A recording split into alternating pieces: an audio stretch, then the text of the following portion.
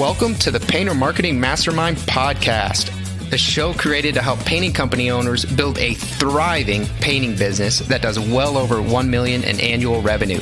I'm your host, Brandon Pierpont, founder of Painter Marketing Pros and creator of the popular PCA educational series, Learn, Do, Grow, Marketing for Painters. In each episode, I'll be sharing proven tips, strategies, and processes from leading experts in the industry on how they found success in their painting business. We will be interviewing owners of the most successful painting companies in North America and learning from their experiences. On this episode of the Painter Marketing Mastermind podcast, we host guest Don Klym. Don is the founder and co-owner of the Painters Inc., a residential and commercial painting company based in Bismarck, North Dakota, that does over $2 million in annual revenue.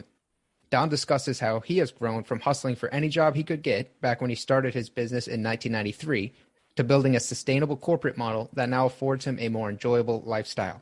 He discusses the important characteristics to look for when hiring employees and provides some great interview questions to ask potential hires. Don also discusses an interesting sales tactic he uses to keep his painters busy over the winter.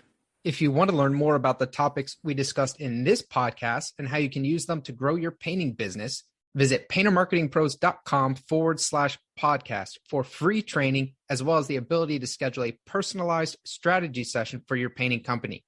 Again, that URL is paintermarketingpros.com/podcast. Don, thank you for being on the Painter Marketing Mastermind podcast. You're very much welcome. Thank you for asking me to join you today.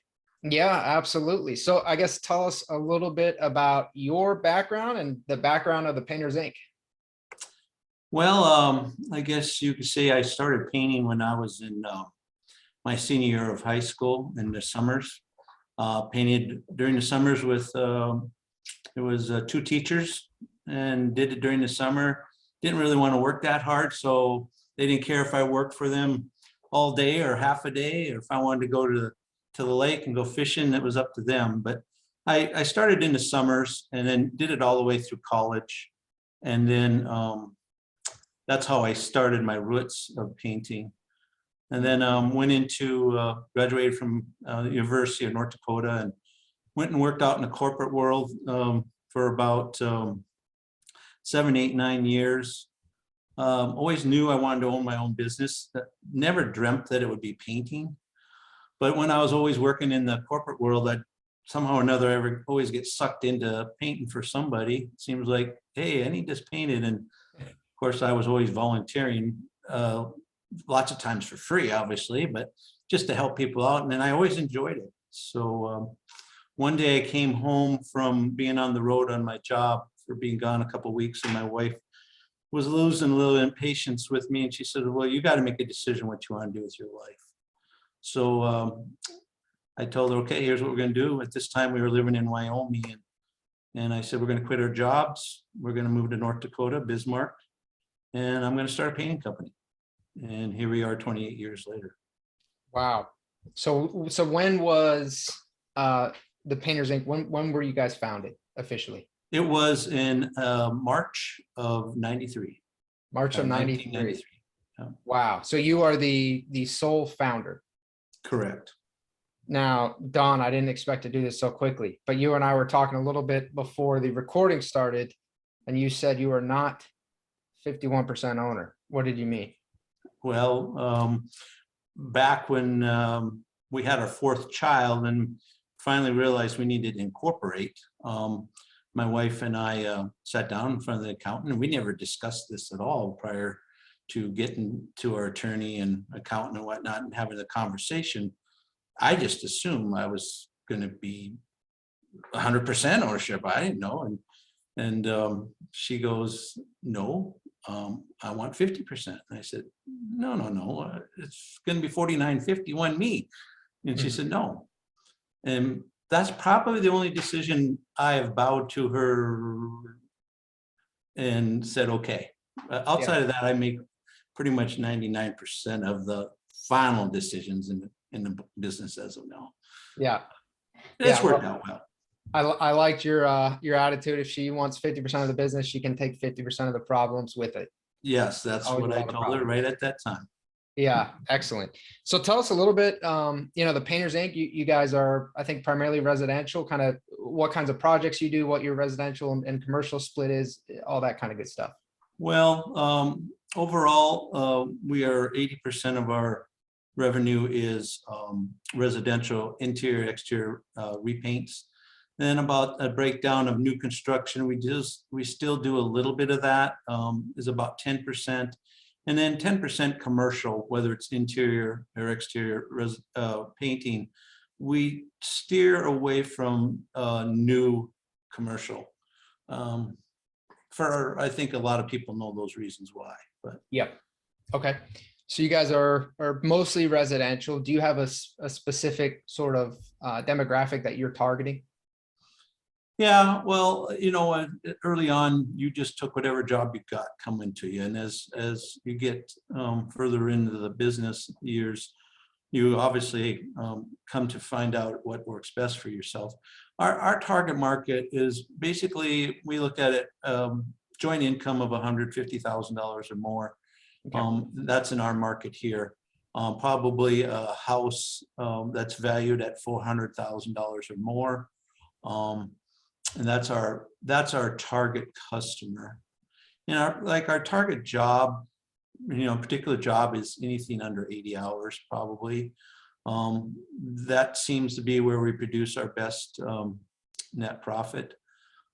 Get to the bigger ones, it seems like things can go a little south, take a little longer for whatever reasons. So, kind of short and sweet, 1 week jobs for 2-man crews, get in there, get it done, get paid. Sure. Okay. And where, if you don't mind sharing, where are you guys at revenue wise? What did you do in 2021? Just a little bit north of 2 million Nice. in sales. We've been very fortunate in this market not to have to deal with a lot of the obstacles other people are dealing with as far as with COVID and some of those restrictions. In our state, it's not nearly, if you see somebody with a mask on, it's rare, and it's just the atmosphere here. And the COVID itself, it's here, it's present, but it doesn't seem to be a driving factor. We didn't lose a single job over it. Wow. If anything, this is one of our better years we've ever had. So yeah, what a blessing. Yeah, that's great. And obviously in some areas, California, New York, places like that, they've been pounded. Yes. Okay, well, I guess so. You're primarily residential. You're doing a little over 2 million, about 80% of that being residential. Interior, exterior. Do you guys do cabinet refinishing or anything like that? Yes, we do quite a bit of that actually. And that market, I think, across the whole country is really blossomed for a lot of people. I know some other contractors, not necessarily in our market, but in other markets that's practically all they're doing. And we average at least 1.5 of those a month. And probably typical revenue job size is probably between $6,500 to $8,500. So it has been and we do market that directly also out there as a part of our services. Okay. So I kind of want to touch base on this idea that you said in the beginning, you're going to take what you can get, right? You have to eat, your family has to eat. And then as you scale and get bigger, you can get a little more selective. Who do you not take now? Are there projects that come through and you say, hey, we're just not a right fit, or how does that work? Yeah. Like I said, practically no new commercial jobs. If it requires like epoxy floors, you don't do a lot of concrete, we get requests for that, but we don't have the people that are specialized in those types of things. We don't go after probably I'd say very rarely do we do a project anything over $80,000 for a project. We don't want these great big ones that are going to drag on forever. And there's just so many different ways it can go sideways on you. Right. So. And then so it sounds like a lot of that's really focused on the commercial. Are there residential? Are you guys a little bit less selective there? If someone comes and they want maybe a small project, how do you handle that? Well, we kind of we're trying to get off the ground. It's called a painter of the day. In other words, if they call in, we try to, like we have a gentleman who's older than average, you could say, getting close to 60 or 60, that, he still can paint, he's still effective, but we don't want to give him big jobs, and maybe he'll go out and do a bathroom for somebody. And, not that we don't want to do that job or do want to do that job, but sometimes depending on, if it's a $700,000 home and they just want this one bathroom done, it can lead on to a larger project later on. Sure. Okay, so you're calling that painter for a day? Yeah. Painter for a day. And so essentially, I want to make sure that I fully understand this. When someone is booking a job or tries to book a job with you guys, that doesn't really make sense. Rather than doing it and kind of maybe stalling your growth and getting outside of your target market, and rather than saying, hey, it doesn't make sense, you guys have basically, in a way, kind of built this lower tier product. Yeah, and it's directed towards, we say it's a minimum charge. If we go there, painter a day, you got them for 8 hours. Okay. It may, if they get it done in 4, sorry, still $600. If you want them to do something else, so be it. But then if it goes into another day, well, then obviously it goes for another painter of the day charge. So it's a program that, we don't have it completely worked out perfectly yet, but it's something that we're really striving, because unfortunately you do get a lot of those calls, and sometimes those can lead to something, that's more in your wheelhouse. Now, if it's like a house that's not in our target market of the 400,000 or 150,000 income joint, we're not going to do that. But if it's in our target market and we can get our foot into the door, then we'll pursue it. Okay. So you guys are now doing, a couple million a year. What do you attribute that growth to? How did you guys, start from nothing, get to that point? Well, it's been a long process. Obviously it will be 29 years. Actually, in listening to some of the other podcasts yet, some people have been very aggressive in their growth. Quite aggressive, some of them. Yeah. We're in our market. It's all, everybody works for me. There's no subcontractors. Okay. And sometimes the labor market in this area, along with everywhere in the country for that matter, is difficult to always find quality, good people. So our growth has been kind of like 10 years ago, this last year, we did $800,000 worth of work. So over the course of a year or 10 years, we've increased it by 1.2 million. So, but what I contribute that to is our market, Bismarck, Mandan, surrounding areas, about 110, maybe 120,000 with outlying county. And us being around as long as we have, 72% of our generated leads is from past customers. Oh, wow. Or referrals, or remodel jobs from contractors, which we do for residential remodels. So a lot of our customer base, and 72% of our revenue this last year was from repeat referrals or contractors for remodeling. So just being able to be here for that long has given us a lot of opportunity. I think we could have probably got there faster, but we had some things that maybe weren't very good decisions on my part that kind of held us back. Okay. Yep. Do you want to elaborate on any kind of mistakes you've made along the way, or any lessons? Well, sometimes I wanted to grow faster than I was financially capable of doing it, and the old saying, grow to make money and not make money to grow, or so sometimes I wanted to make money and I the whole business wasn't coming together at the same pace. So, and so we had to do some things financially a little different. And then it was a challenge for us to catch back up and It's get always that situated out. it's always a bit of a balancing act, right? Yeah. Yeah, in a So- lot of different ways. Correct. Mhm. So Don, you said something pretty interesting, just interesting in your specificity. The 72%, 72%, you guys have obviously been around for a long time. It's not a really large market, so people know you. Mhm. But that's still a very specific number. Before we started recording, you had talked about how you have implemented EOS Mhm. and are a big proponent of that and everything else. But do you mind kind of sharing, I guess, some information about your operations, about your number tracking, about how you're sort of doing everything?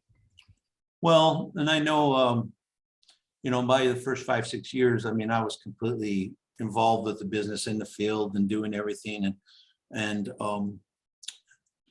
so you're working in the business rather than on the business, and not always necessarily knowing your hours. You're just out there trying to make a buck. And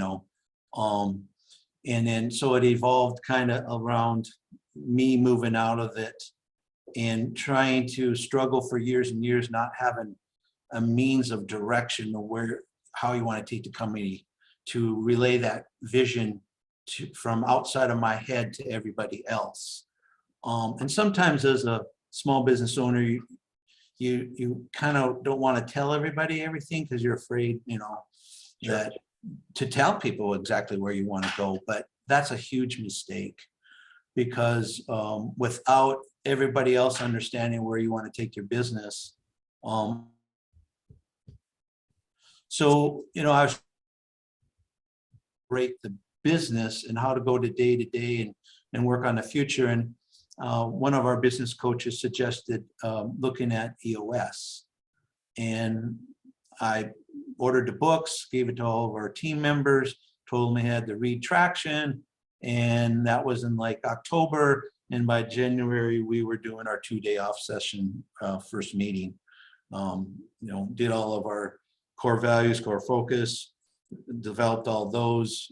And here we are 4 years later. And it's such a relief as a business owner to now everybody knows, including the employees, out in the field employees, of where we want to go and how we're going to get there. Earlier Wednesday, we had our I call it the state of the company quarterly meeting, where all the employees are here, and we review what happened last year, what got us to where we were last year, where we are right now, and where we want to go for this year. And then also reiterate to them where we want to be in 3 years and 10 years too. So it's just so much more refreshing, and to have an operation to know how you're going to run your business. Yeah. It takes a big load off, I think, a lot less juggling. Mm-hmm. So when you had said, a lot of entrepreneurs are kind of afraid to tell people where they want to go, what did you mean by that? Well, early on, in our business, I'd say within the first 5-6 years, you just go out there and paint. And if you had a project manager, you said, go paint this job. And at that time, I wasn't giving out the hours and to say, okay, you got to get 40 hours, you got to get this job done, or 80 hours. It was just go paint it. And our business coach says, well, how in the heck are they supposed to know what you expect of them if you don't tell them? Yeah. Well, I don't want them to know, it's, but no, it's sort of just pure logic, and so people understood what's expected of them. And then the following year after we did that, boom, all of a sudden we need, $60,000 more and didn't do a bit more in revenue. So it's just, you produced better, and not knowing your numbers, not knowing how profitable you are in every job as a young painter getting into it. If you don't come around to that, understanding what jobs are more profitable than others, what your target market is as far as the type of jobs, you're going to struggle. Yeah, I think that's a really good point. So just by clarifying people's job roles, clarifying what's expected of them, you were able to pretty drastically increase your profits from the same top line revenue. Do you have, I mean, are you able to share any specific examples of kind of the expectations you're setting for your painters, for your project managers, for sort of different people on your team? Well, when they get their job packets and everything, it has, we use Company Cam, which is a kind of a neat little app where we can go out, the salespeople can go out, take pictures of the jobs and put all kinds of notes on the pictures, and helps explain to the project managers. We call them project managers or lead painters, whatever, however you want to say it. We say project managers. Mm-hmm. When they get out there to construct a job, they know ahead of time by looking at the pictures, I got this steep hill. I'm going to need this type of ladders or this type of equipment to do this job. We want to stop painting at the end of this wall and not go any further. And we can put notes on them. And then, of course, they get their hours, and they get however many gallons of paint is expected for them to use, so that they're not like going out and buying a whole bunch of paint. We buy all the paint ahead of time for them, but it's just giving them the structure to go out to be more efficient on their jobs. We don't want our painters going to the paint store. It's the biggest way to lose one. Besides, every time you go to a paint store, no matter what size of your community, you're wasting a whole hour, in the day, time they go there and chit chat with somebody or what have you. So we don't want them going to the paint stores, and try to make it more efficient that way. That makes sense. So you had mentioned knowing the profitability of your jobs and what kinds of jobs you're really trying to target. Would you mind sharing some of those statistics about the different jobs that you have? What are the most profitable? What do you prefer? Well, our average job size is about 4,600, which is probably equivalent to about a 48-hour job, maybe a little bit less than that. And we work in 2-man crews. So, that's about a 3-day job. Our best profitable jobs, like I probably mentioned earlier, are anything under 80 hours. We can still be profitable at 160, but it seems like that correlation, as it drags out and gets longer, it just always seems like more likely for something to go wrong, and just too many distractions or what have you, that makes the job not go as well. So that's what we really target to, and majority of our jobs will be right in that price range. Got it. Thanks for sharing that. Has the labor, I know you mentioned COVID hasn't been as big of a factor there because of just sort of the attitude of the state and the people living there. How about the labor and the paint shortage? Has that affected your business? Well, surprisingly, the paint shortage has been an issue. Sometimes we're scrambling from whoever can make a gallon of paint, let alone, I mean, seriously. Yeah. So what has led to us doing is typically in some of the paint stores wouldn't let you buy in quantity and then bring it back and mix it. And now some of them have kind of gotten away from that because I think, if you complain enough, maybe people will change their policy. So now from a couple of different vendors, we'll go out and buy a pallet of this, a pallet of that. And it might be a white base, or it might be flat white for ceilings or something.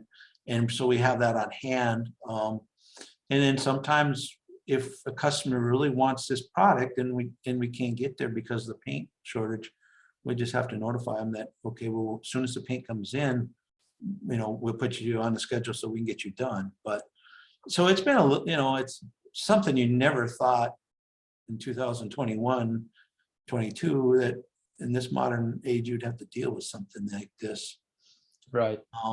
And so that's been a little bit of an obstacle, but, we found ways to work around it. Labor shortage or labor,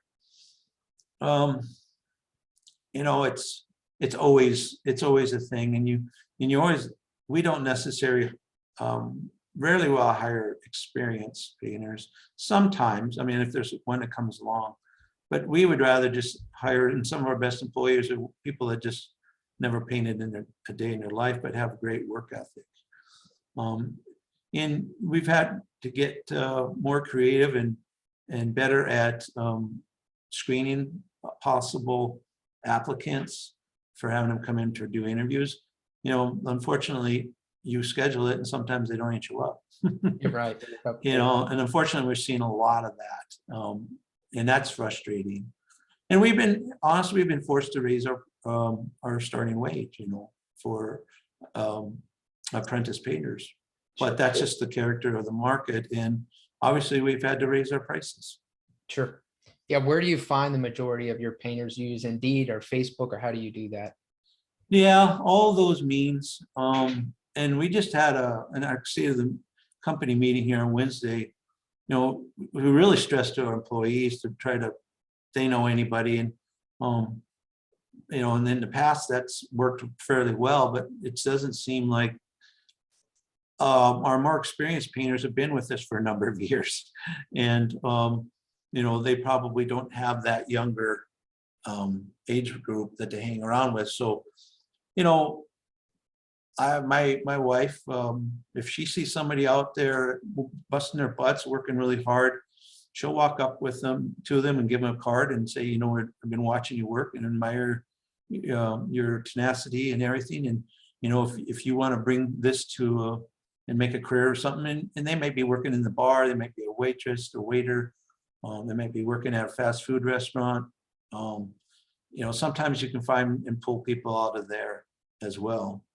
We used to be able to pay more than them, but now even a lot of those places have raised their rates quite a bit as far as starting pay goes too. Yeah. I want to touch on that because that's something that's come up actually in a number of podcasts. This idea that you need to offer the people that you would want working in your painting company are probably people that are not just looking for a job. They want some sort of a path. And you had mentioned your wife will hand them a card and say, hey, if you're looking for a career, can you talk a little bit about kind of what that looks like? What's your sales pitch, so to speak, to show people, hey, you don't have to just wait tables. We can actually give you a real opportunity here. Well, and I think no matter what happens, if you know how to paint or do a trade, you have a job for your life. There's such a need for it. The key is what I tell the young people is we offer benefits, we offer health care, we offer paid vacations, to paid time off, 56 hours a year. We pay for all their tools, all their uniforms. We don't have them drive their vehicles to the job sites. They have to come into our place and then go out from there. So we try to tell them, it's not going to cost you anything other than a good pair of shoes. We'll take care of all the rest. And in the future wise, as far as moving up, we have all types of possibilities for project managers, salespersons, and try to lay down for them the vision of our company. Because, in the interview process, we ask them, what do you expect from the company you work for? And it's disappointing how people just don't think about that. They just, I just want to get a check, or whatever. And those people aren't necessarily maybe the right fit for us.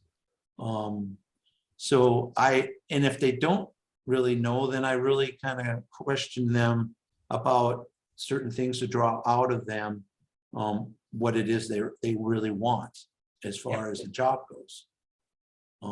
So it's a challenge, and it's not going to change. I think one of the other things that we're really trying to do, this is another thing we're trying to get off the ground along with this Painter of the Day, is do all of our, we do training, but project managers, lead painters, they don't want to have to train while they're trying to get the job done. They look at it as such a nuisance. Sure. Unfortunately. But we try to tell them, the better you teach them and all this stuff, the better it's going to help you down the line. Right. But a lot of times, not because I harp on them about, I want this job done by 60 hours or 45 or whatever it is, but they look at it that way. And they want to get it done, and they don't want things slowing them down. So we're really looking at an in-house training program that we want to get off the ground this spring. And so that we can go out and not be afraid to hire people with any experience, just good work ethic, and teach them. And the people that are with us right now the longest are all the people that we've taught from the roots all the way up to now.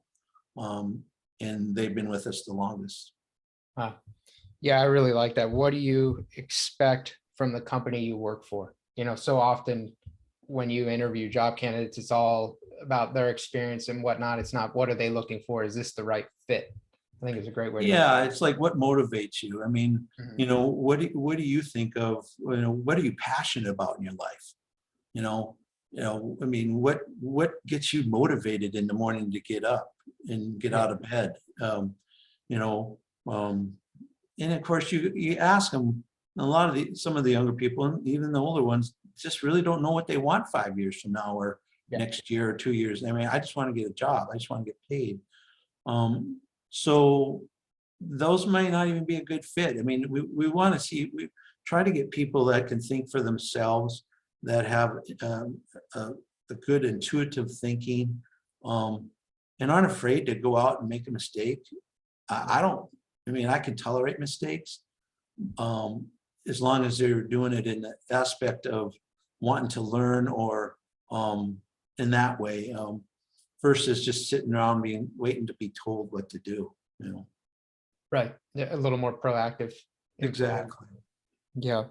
Okay. So you guys are in Bismarck, North Dakota. Obviously, you guys have pretty brutal winters. Do you have any advice for how to combat the winter slow season? Well, for many years, I've kind of struggled with that. The last, I would say 5-6 years, we're booked out right now until probably April. Wow. We have 10 people out in the field, and I could use at least 4 more painters. But what we instituted, and we promote this year round, and it's maybe not a fit for everybody, but we offer 10% discount during winter months. Basically, it equates to, paint for free, paint free when we paint your house type thing. And we'll offer that. Matter of fact, I probably had in early May, I probably had November and half of December booked out of 2021 for this last fall. And then by the time November and October came along, we were already booked into February, end of January for sure. And that's been very effective for us. And I push it because during the summer, if we can paint outside, we want to be outside. Sure. But there's undoubtedly some things you have to do inside. But I just tell the person, if you want to wait, now they have to give me their deposit money. We do take deposit. So, if we have a 20% deposit for 6 months, I mean, I can use that money in the business or however we need to, whether we put it into the bank or whatever. So as long as you take deposits, I don't have quite as much issue with that, of giving a discount. Some days I question whether or not we should continue doing it, but it's been a positive thing for us to get business. Sure. Yeah. I mean, it might cannibalize a little bit of your summer business, but if you're staying busy outside, then it's definitely probably going to smooth out your year. Yeah, but the 10% is always only for November, December, January, February, March.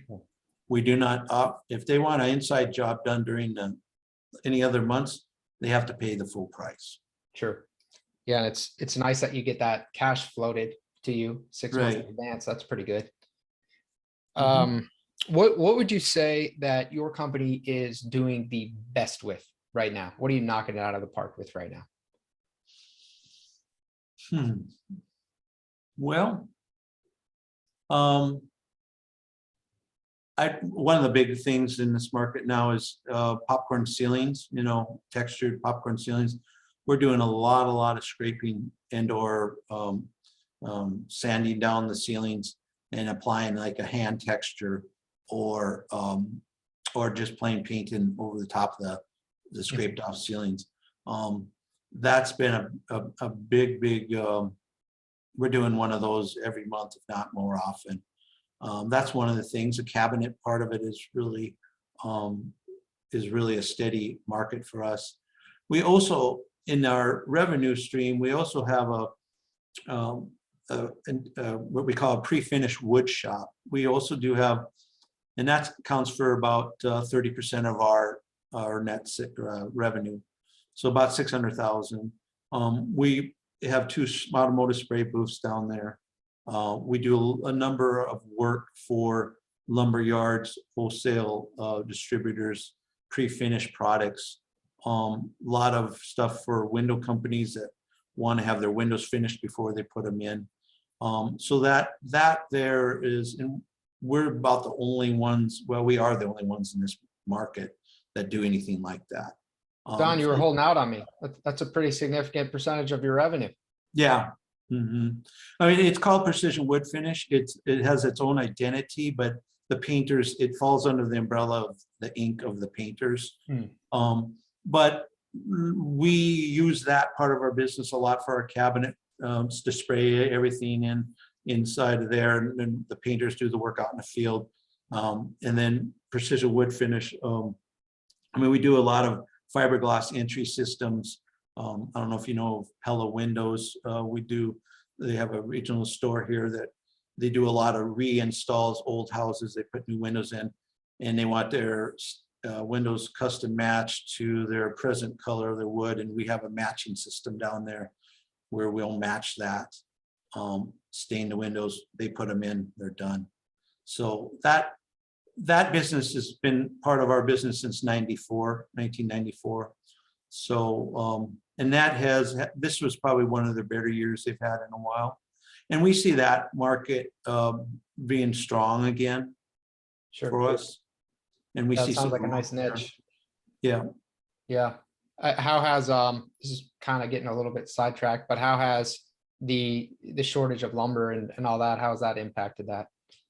Well, for us, we don't sell any of that kind of stuff. We just finish it. But I know in the industry out there that it has been, windows and doors were hard to get sometimes. Yeah, windows I think are very difficult right now. Yes. Okay, so that's good. What is, I guess, what would you say is a big struggle for your company right now? Something you're trying to work through? Labor force, probably the number one thing, without a doubt.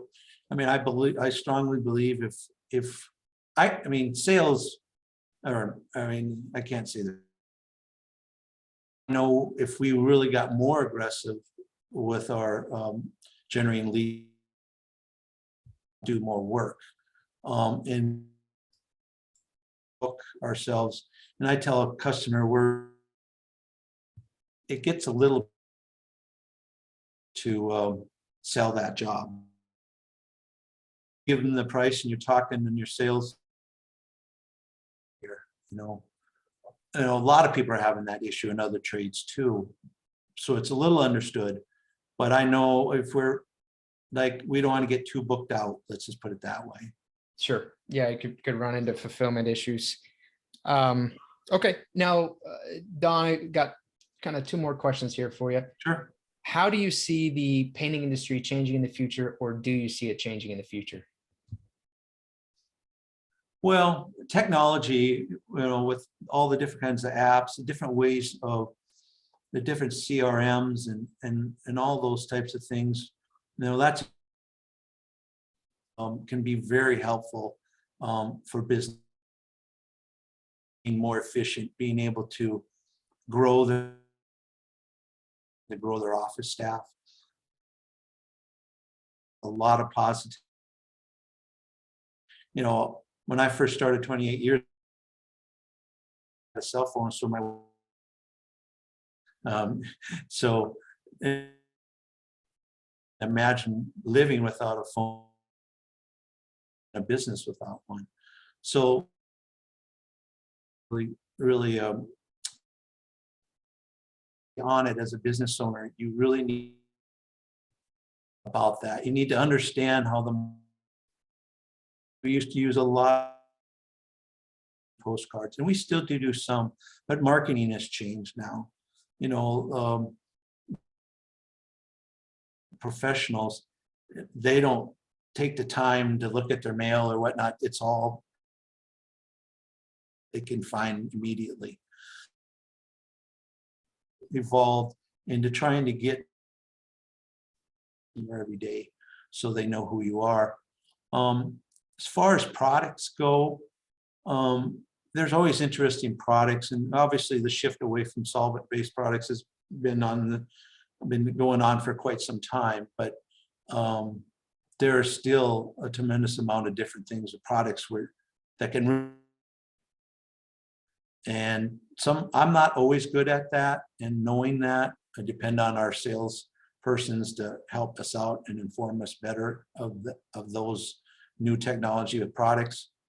So, I mean, then it boils down to just painting. And there's even different methods and different ways to do some painting now that, bigger rollers, better sprayers, all those types of things. You have to be able to use those and have knowledge about all that kind of stuff. And then you can break it down in industrial, and you can break it down into other types of paintings, which we don't do, but that's even more bigger and open product lines of what's going on out there. Sure. So those are, that's the main thing. But then when it boils down to it, don't forget the simple things and the real, just plain knowing your numbers, and don't get caught up on some of these shiny new things too. Yeah. Because there's so many distractions out there when you run a business from one day to the next. Yeah, I think that's a great point. Know the business fundamentals is always going to be number one, but then all the different technologies and automations, and one of the things that's come up again and again in these podcasts is some of the other industries, plumbing and HVAC in particular, how far ahead they are of painting, and what we can really learn from them and kind of implement into painting, right, to end up ahead. And I think it's only a matter of time, so you can sort of embrace it and gain, or not embrace it and ultimately start to fall behind as the industry evolves. Well, yeah, appreciate all of that. And now the final question: do you have any other advice for painting company owners, especially ones that maybe are not at $1 million yet, for how they can try to get there and really grow their business? Well, I guess main thing is have a vision. One of the things is like, through some of the coaching I've received, it's like they'll tell you, well, what does that look like? And really, sometimes you need to just sit back and think about where you want your business to be in 5 and 3 and 10 years, and have that a good vision. It may change as you go. Something's going to come along. It may change some of that, but and being able to, as a small company, to put people around you that want to grow and to want to make and expand themselves. I think it's important that you, as a business owner, I look at it as I don't do this. I mean, I want to make money, I want to be profitable, but I don't do this, and that's not what inspires me. Profit is obviously necessity, bar none, but I want to help the people that work here. I want them to improve their lives. I want them to be able to do the things with them, with whether it's going on a vacation to Hawaii or who knows what, be able to reach what their goals and aspirations is.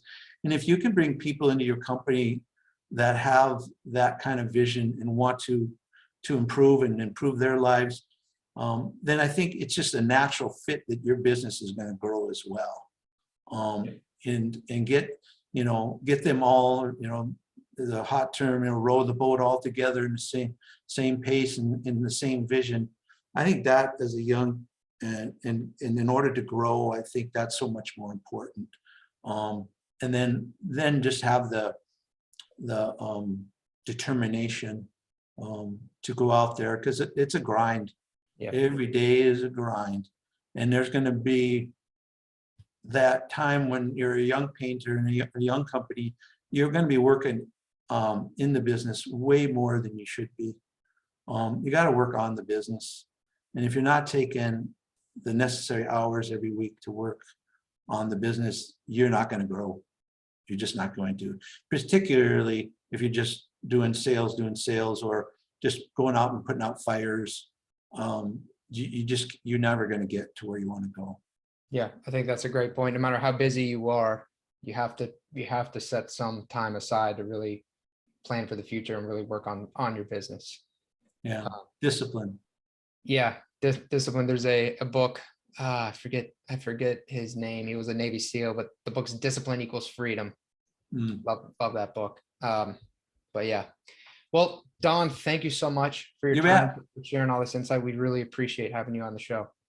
Well, it was a pleasure, and I wish you well with all your going forward and finding somebody to talk to and making painting something to be proud of and a great profession. And I think a lot of people struggle with that too. You should be proud to be a painter. Don't ever not be. Yeah, I think that's really great. Well, thank you, Don. All right. You have a great day. You too. All right. Bye. If you want to learn more about the topics we discussed in this podcast and how you can use them to grow your painting business, visit paintermarketingpros.com/podcast for free training, as well as the ability to schedule a personalized strategy session for your painting company. Again, that URL is paintermarketingpros.com/podcast. Hey there, painting company owners. If you enjoyed today's episode, make sure you go ahead and hit that subscribe button. Give us your feedback. Let us know how we did. And also, if you're interested in taking your painting business to the next level, make sure you visit the Painter Marketing Pros website at paintermarketingpros.com to learn more about our services. You can also reach out to me directly by emailing me at brandon@paintermarketingpros.com, and I can give you personalized advice on growing your painting business. Until next time, keep growing.